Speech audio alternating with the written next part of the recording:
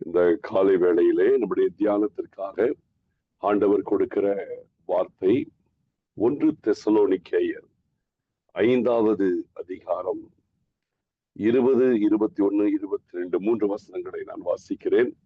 1 தெசலோனிக்கேயர் 5வது அதிகாரம் 20, 21, 22. தீர்க்க தரிசனங்களை அற்பமாய் எண்ணாதிருங்கள், எல்லாவற்றையும் சோதித்து பார்த்து நலமானதை பிடித்துக் கொள்ளுங்கள். பொல்லாங்காய் தோன்றுகின்ற எல்லாவற்றையும் விட்டு விலகுங்கள். இங்கே பார்க்கும் பொழுது ஒரு எச்சரிப்பின் ஆலோசனை இங்கே கர்த்தர் நமக்கு வேதத்திலே வைத்திருக்கிறார். இது ஒரு சென்சிட்டிவான ஒரு விஷயம். புரியுதுங்களா? இந்த இடத்துல ரொம்ப கவனிக்கப்பட வேண்டிய ஒரு ஆலோசனை இது. இன்னைக்கு நிறைய பேருடைய வாழ்க்கையை பார்க்கும் பொழுது ஏதாவது ஒரு காரியத்தில் ஈடுபட நினைக்கிறார்கள். அப்படி இருக்கும் பொழுது அவர்களுக்கு யாராவது ஒருவர் ஜெபித்து கர்த்தர் இப்படி சொல்லுகிறார் என்று சொல்லி சிலர் நடத்தி விடுகிறார்கள். அதை வேத வாக்காக எடுத்துக்கொண்டு அதன்படி நடக்க பிரயாசப்பட்டு கடைசியிலே பலவிதமான சிக்கல்களிலே அகப்பட்டு கொள்ளுகிறார்கள். இது நிறைய பேருடைய வாழ்க்கையிலே இது நடக்கிற காரியம். பின்பு அவர்கள் மீள முடியாத பல பிரச்சனைகள் அல்லது இழப்புகளை சந்தித்து அதன் பிறகு தடுமாறி கொண்டிருக்கிறதை பார்க்க முடிகிறது.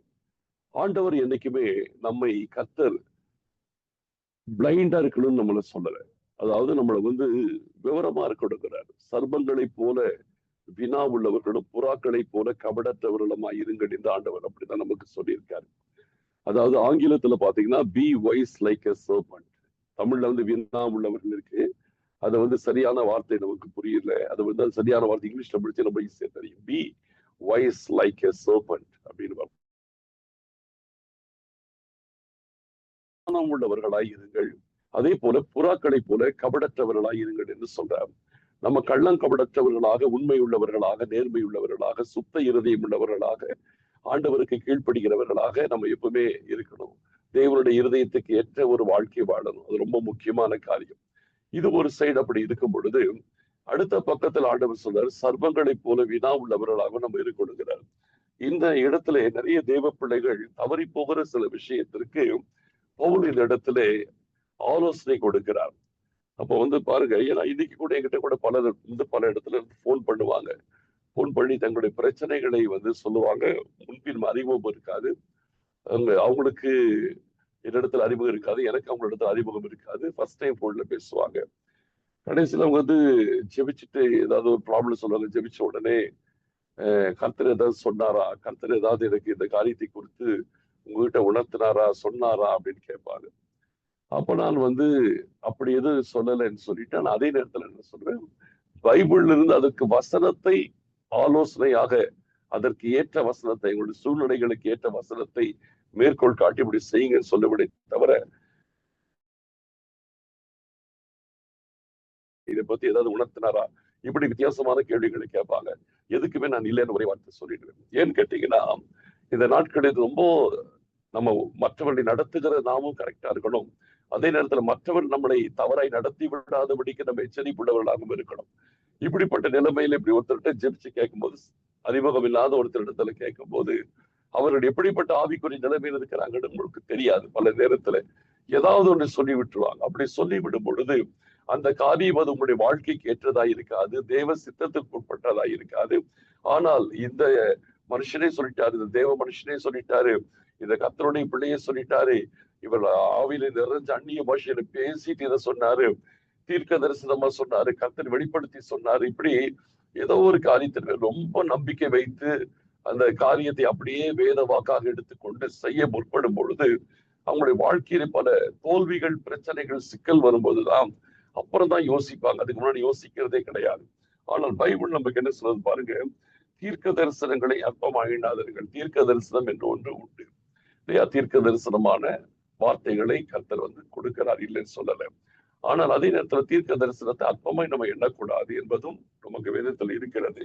ஆனால் அதை அப்படியே குருட்டுத்தனமாய் அப்படியே ஏற்றுக்கொள்ளக்கூடாது என்றும் வேதம் நமக்கு சொல்லுகிறது. அடுத்த வருஷம் பாருங்க, எல்லாவற்றையும் சோதித்து பார்த்து நலமானதை பிடித்துக் கொள்ளுங்கள்.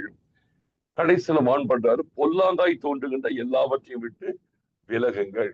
இப்ப எல்லாத்தையும் நம்ம சோதிக்கும் போதுதான் எது நல்லது எது பொல்லாங்கானது என்பதை நாம் இனம் கண்டு கொள்ள முடியும். எல்லாத்தையுமே ஒருத்தர் சொல்லிட்டாங்கன்றதுக்காக பிரைண்டை ஏற்றுக்கொள்ளக்கூடாது. இப்ப ஆண்டவர் சொல்றாரு, சோதித்து பார்க்கணும்ன்றாரு. எல்லாவற்றையும் சோதித்து பார்த்து நலமானதை பற்றி கொள்ளுங்கள்ங்கிறார்.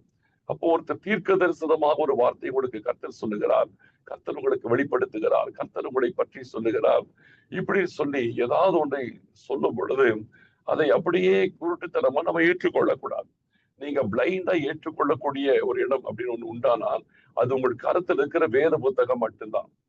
சரிங்களா? உங்கள் கையில் இருக்கிற வேத புத்தகத்தின் வசனங்களுக்கு மட்டும்தான் நீங்க பிளைண்டா கீழ்ப்படியலாம். கண்ணா மூடிட்டு என்ன சொன்னாலும் அதை செய்யலாம். புரியுதுங்களா? அது உங்களை எப்படி இன்ஸ்ட்ரக்ட் பண்ணாலும் அப்படியே ஏற்றுக்கொள்ளலாம்.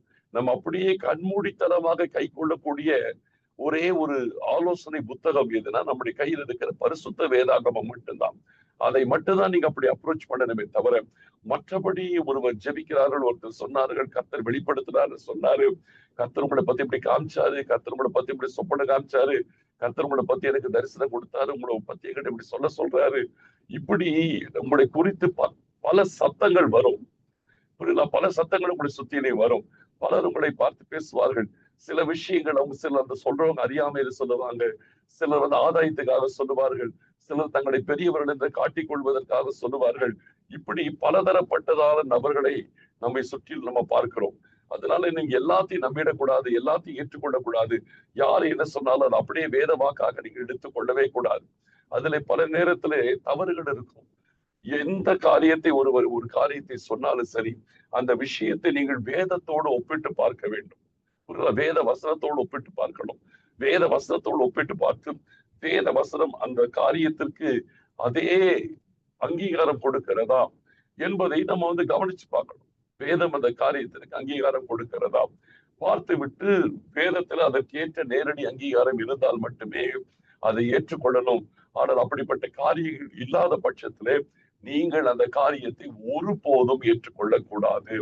ஏன்னா அப்படிப்பட்ட நிலைமையிலே சிலர் உங்களை வந்து தெரிந்தே உங்களை வஞ்சிக்கிறவர்களாக இருப்பாங்க. சிலர் அறியாமையினால ஏதாவது சொல்லி உங்களை குழப்பி விட்டு உங்களை மிஸ்கைட் பண்ணி விட்டுருவாங்க. அவங்க தெரியாம கூட உங்களை மிஸ்கைட் பண்றதுக்கு வாய்ப்பு இருக்கு. வேணுன்றது அவங்களை ஏமாத்தணும்னு அவசியம் கிடையாது. அவங்களுடைய அறியாமையினாலே நம்மை மிஸ்கைட் பண்றதுக்கு வாய்ப்புகள் இருக்கிறது.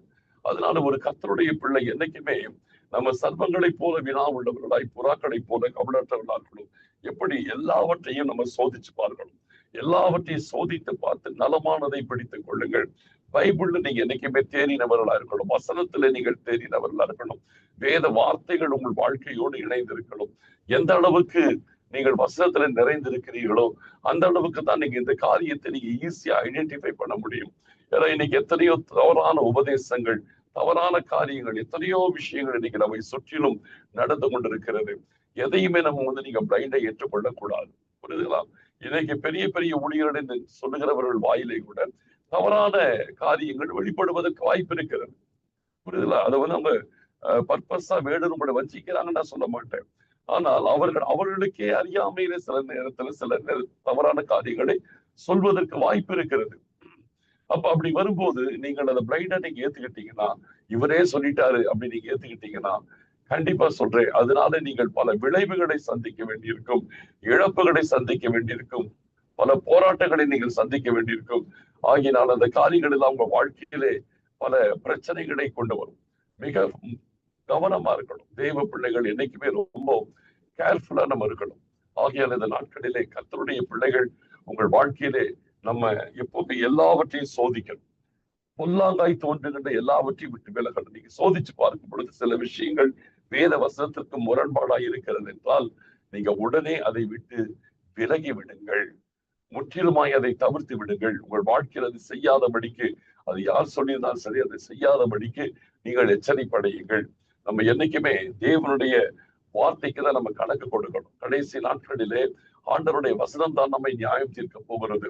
வேத வசனம் தான் நமக்கு நித்திய ஜீவனை கொடுக்கிறது. வேத வசனம் தான் நம்மை பரிசுத்தப்படுத்துகிறது.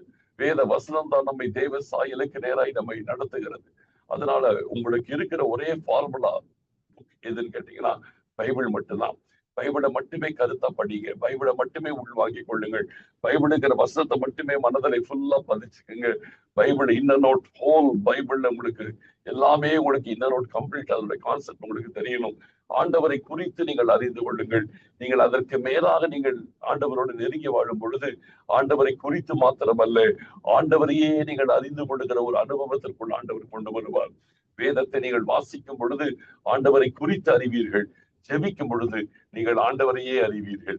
அதுல ரெண்டுமே நமக்கு அவசியம். ஆண்டவரை குறித்த அறிவும் நமக்கு இருக்கணும், அதே நேரத்திலே ஆவியானவரால் நிறைந்து நம்ம ஜெபிக்கும் பொழுது ஆண்டவருடைய உணர்வுகள் நமக்குள் வெளிப்படும். அப்ப நம்ம ஆண்டவரையே அறிவோம், அவருடைய சிந்தனைகளை அறிவோம், அவருடைய உணர்வுகளை அறிவோம், அவருடைய சந்தோஷத்தை அறிவோம், அவருடைய கோபத்தை அறிவோம். எல்லாமே நம்ம அறிய முடியும். ஆண்டவர் எதுல சந்தோஷப்படுவார், எதுல துக்கப்படுவார், எதுல கோபப்படுவார், எதுல ஆச்சரியப்படுவார், இப்படி எத்தனையோ இருக்குது அவருடைய உணர்வுகள். அதெல்லாம் நம்ம ஆவியிலே நிறைந்து ஜெபித்து ஆண்டவரோடு நெருங்கி வரும் பொழுது அவருடைய உணர்வுகளை நம்மால் அறிந்து கொள்ள முடியும். அதனால் இந்த நாட்களிலே கர்த்தருடைய பிள்ளைகளாகிய நாம் ஒவ்வொரு காரியத்திலும் சொல்லுகிறேன், நீங்கள் ஆண்டவரை பிடித்துக் கொள்ளுகிறது வேத வசனத்தின் அடிப்படையிலே தான் இருக்க வேண்டும். இந்த கடைசி காலத்துல பிசாசானவன் கொடிய காலத்திற்குள் நம்மை நடத்துகிறான். இந்த கொடிய காலத்துல பார்க்கும் பொழுது தவறான உபதேசங்கள், தவறான காரியங்கள், தவறான அற்புதங்கள், தவறான ஊழியர்கள், இப்படி தவறான நபர்கள் எக்கச்சக்கம் நமக்கு முன்னால் இருக்கிறது. உண்மையை சொல்ல போனால் ஒரிஜினலை விட போலி தான் மிகவும் பளபளப்பாய் இருக்கும். அந்த போலியான காரியங்கள் கவர்ந்து எடுக்கும். அந்த போலியான காரியங்களை நீங்கள் பார்க்கும் பொழுது அவைகள் உங்களை வஞ்சித்து உங்களை தவறான பாதையிலே, நரகத்தின் பாதையில். அதனால இந்த நாளிலும் உங்களுக்கு இருக்கிற ஒரே போக்கஸ் தேவனுடைய வார்த்தை மாத்திரம்தான். அதனாலதான் ஆண்டவராகிய இயேசு கிறிஸ்துவோட மலை பிரசங்கத்தை முடிக்கும் போது சொல்றாரு, நான் சொன்ன இந்த வார்த்தைகளை கேட்டு இவைகளின்படி செய்கிறவன் எவனோ அவன் கண்மலையின் மேல் தன் வீட்டை கட்டின புத்தியுள்ள மனுஷன் கொப்பாய் இருக்கிறான். பெரு வெள்ளம் வந்தது, பெரும் காற்று அடித்தது, அந்த வீட்டின் மேல் மோதி அடித்தும் அந்த வீடு நிலைத்திருந்தது. காரணம், அது கண்மலையின் மேல் கட்டப்பட்டிருந்தது என்று ஆண்டவர் சொல்றாரு. ஆகையினாலே நாம் இந்த நாட்களில் சொல்லுகிறேன், வசனத்தின் மேல் உங்கள் வாழ்க்கை கட்டப்படட்டும். வேத வசனங்களை மாத்திரம் பிடித்துக் கொள்ளுங்கள். வேத வசனத்தோடு மாத்திரம் உங்கள் வாழ்க்கையை இணைத்துக் கொள்ளுங்கள். வேத வசனத்தை மாத்திரமே பிளைண்டா ஏற்றுக்கொண்டு கை கொள்ளுகிற பழக்கத்துக்குள் வாங்க. எந்த காரணத்தை கொண்டும் யார் உங்களுக்கு எதை சொன்னாலும் வசனத்தோடு ஒப்பிட்டு பார்த்து அதிலே உங்களுக்கு ஒரு தெளிவு இருந்தால் மட்டுமே அதை ஏற்றுக்கொள்ளுங்கள். இல்லாவிட்டால் அது பொல்லாங்கானது என்பதை புரிந்து கொண்டு அவைகள் எல்லாவற்றை விட்டு விலகுங்கள் என்று வேதம் நமக்கு ஆலோசனை கொடுக்கிறது. அதனால இந்த நாட்களிலே மிகவும் தெளிவுள்ளவர்களாயிருப்போம், கர்த்தருடைய வார்த்தையிலே கவனமாய் இருப்போம், நம்முடைய ஆத்மாவை வழுவி போகாதபடி பாதுகாத்துக் கொள்ளுவோம். கர்த்தராமே நம்மோடு கூட இருக்கிறார். நாம் ஜெபிக்கலாம். ஸ்தோத்தரிக்கிறோம் ஆண்டவரே, இந்த காலை வேளையில் ஆண்டவரே எங்கள் வாழ்க்கையிலே எச்சரிப்பு உண்டாகும்படியாக எங்களுக்கு நீங்க கர்த்தர் இந்த நேரத்தில் சில காரியங்களை எங்களோடு இடைப்பட்டதற்காக ஸ்தோத்திரம். ஆண்டவரே, பொல்லாங்காய் தோன்றுகிற எல்லாவற்றையும் விட்டு விலகுங்கள் என்று சொல்லியிருக்கிறீங்க. ஆண்டவரே, எல்லாவற்றையும் சோதித்து பார்த்து நலமானதை பற்றி கொள்ளுங்கள் என்று சொல்லியிருக்கிறீங்க. அப்பா தேவரே, நாங்கள் உண்மை மகிமைப்படுத்துகிறோம், துதிக்கிறோம். ஆண்டவரே, நாங்கள் உண்மை சோத்தரிக்கிறோம். எங்கள் ஆண்டவராகிய கர்த்தர் எல்லாவற்றையும் சோதித்து பார்த்து நலமானதை பிடித்துக் கொள்ளும்படிக்கு எங்களை அழைத்திருப்பதற்காக வந்து சோத்திரம். இப்படிப்பட்ட மனத்தெளிவோடு நாங்கள் ஒவ்வொரு நாளையும் நடத்த கிருபை செய்யுங்கப்பா. தாழ்த்தி அர்ப்பணிக்கிறோம். உமக்கு பிரியமாய் வாழ எங்களுக்கு கற்றுக் கொடுங்க, காத்து கொள்ளுங்கப்பா, ஆசீர்வதிங்க. சோத்திரம், சோத்திரம், சோத்திரம், சோத்திரம், சோத்திரம். துதிக்கிற மகிமை யாவற்றையும் நாங்கள் உமக்கு செலுத்துகிறோம். இயேசு கிறிஸ்துவின் மூலம் ஜெபிக்கிறோம் நல்ல பிதாவே, ஆமென், ஆமென். என் ஆத்துமாவே கர்த்தரை சோத்தரி, என் முழு உள்ளமே அவருடைய பரிசுத்த நாமத்தை சோத்தரி. என் ஆத்துமாவே கர்த்தரை சோத்தரி, அவர் செய்த சகல உபகாரங்களை மறவாதே. ஆமென்.